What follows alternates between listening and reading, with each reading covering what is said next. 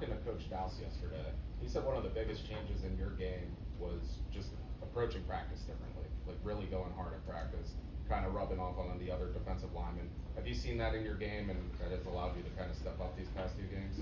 Absolutely. His biggest stress to me was just taking everything from every period, from going to Indy to group with the O-line to team. And I could definitely see myself prior weeks that team wasn't really like my strength. Everything wasn't where it needed to be.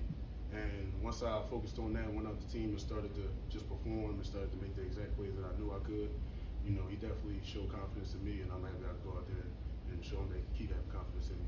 Did you see those results right away? Like after you were doing that, like you would see things that you were immediately doing better? Yeah, because I think he told me 2 weeks prior that I was practicing better. I was having great weeks of practice. And on like the week he really emphasized it and actually like told me face to face, like I see you. That was the week I went out and got a sack.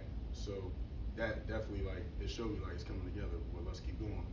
Just keep trusting in him. Just keep listening to everything he's trying to coach me. Sorry, You're good. I just want to follow up. Do you appreciate that he came, like you guys had a face to face? Like sometimes those situations can be passed through, but that you guys were able to do it that way. Oh no, I love that he came to me and let me know. That's one thing I love. I love being coached. The biggest thing was him just letting me know the little things, like the littlest things in my game. Like it could be my alignment that could stop me from getting off the ball a certain way. And once I fix that, now I'm getting off the ball. Now I can go make a play. So I definitely appreciate him coming to me one-on-one. Appreciate all the coaches. Can you walk us through your fumble recovery from the other day, and how much confidence does a play like that give you? Oh man, I ain't gonna lie. So I didn't even know, but according to Coach Dowse, I only had about like 5 plays. That drive, he's told me I was starting off the drive, and right before that we do the fourth quarter where we come together, and I wear number 4, so my mindset was just like I believe that guy had something special for me in that fourth quarter. Number 4, I felt like the fourth quarter was for me, and it was just as simple as defeating a double team and running down the line, and Jahsear Harrison, great player, made a great play, and I was just there to get the ball back to the offense. That was my biggest thing. Just make sure the offense get the ball back, we won. So going back to practice, being a younger guy, and also you might not be a starter, but it's pretty evident that you're one of the first guys that always goes through a drill, or even before the game, you're always one of the first reps. Why is that important to you to be up there first? So it's a lot of like mental toughness with it. One day it could be all right, we're going to go through every drill, be the first one. Because I know one thing about me is I have a motor. So I know, okay, I'll get a little tired from running the Indy drill, trying to be the first one, be a little tired. Now when I go to the drill, I'm just practicing, playing tired, but playing my hardest. So now in the game, we might get some tempo, or little things like that. And the other thing is, I just be excited. I just love football. I just love practicing. So, we get to the drill, it's like, all right, come on, let's go. Going back to your recruitment, you were committed rather early, so I think you kind of took on a role as being the leader, kind of getting a lot of guys. Mason did the same thing last year with the current freshman. Yeah. How would you kind of compare your two leaderships, just leading your guys like that? It shows for sure. Even when being young, me and Mason are both Eagles, in the leadership council. So things like that show. That's one thing that Coach Dewey has always praised me on from the recruiting process, that I was a leader. And with being a leader, I feel like it brings everybody together. Because if I'm saying one thing, I have to act on it. And then once my teammates see me acting on it, now we become a whole unit. And once the whole unit is going, we win games. Everybody gets, like everything that they wish for, because everybody's doing their job, everybody gets to make plays, everybody's having fun. So I definitely say, like, Mason, him being a leader so young, it definitely fires you up. Hearing the speeches and hearing his confidence, it's definitely a big game changer, especially coming from younger guys. Where does your nickname come from? I had a feeling I was gonna get this.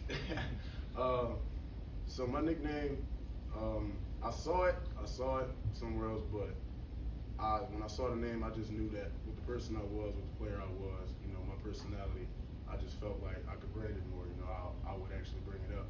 And nobody started off calling me the bread man. Like I would just post and just keep calling myself that.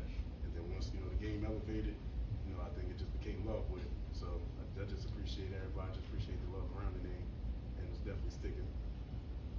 What stands out to you about Syracuse offensively? Very explosive. O-line gets off the rock. Have a very good backfield. They make plays happen.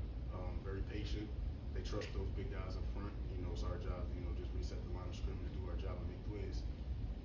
their running back at all, because he was committed here? Yeah, he was. We were actually on the same OV. Great kid, real cool guy. Between them 2 days, we was cool. We followed each other on Instagram and everything. But he's definitely a great player, and I knew that when, seeing him back then. It's gonna be definitely excited to go against him and see him, and definitely chop it up after the game. Just had a quick aside question. So you're from Philly. Yes, sir. What's it been like living in Pittsburgh? I mean, there's kind of that rivalry. I'm sure you grow up, whatever. What's it been like? What do you tell people about what it's like in Pittsburgh? Not too many people really ask me, but I tell them like it's real chill. Like in Philly, I wouldn't be able to walk to Chipotle and slides. In Pittsburgh, you get to do that. So I say it's like it's relieving. You definitely get more peace. You got like great views of the city. Great food spots. Very different food spots as well. And it's just peaceful. But it's still a city, so you still got activities, a lot of things that's going on in the city. But I tell them like I definitely love Pittsburgh. I feel like Pittsburgh is for me. What's your favorite place to eat? Favorite place to eat? Right now, I ain't gonna lie. I'm jumping between spots. I've been jumping between everywhere, but I'm not. I can't pick. I can't pick. There's a lot of spots here though.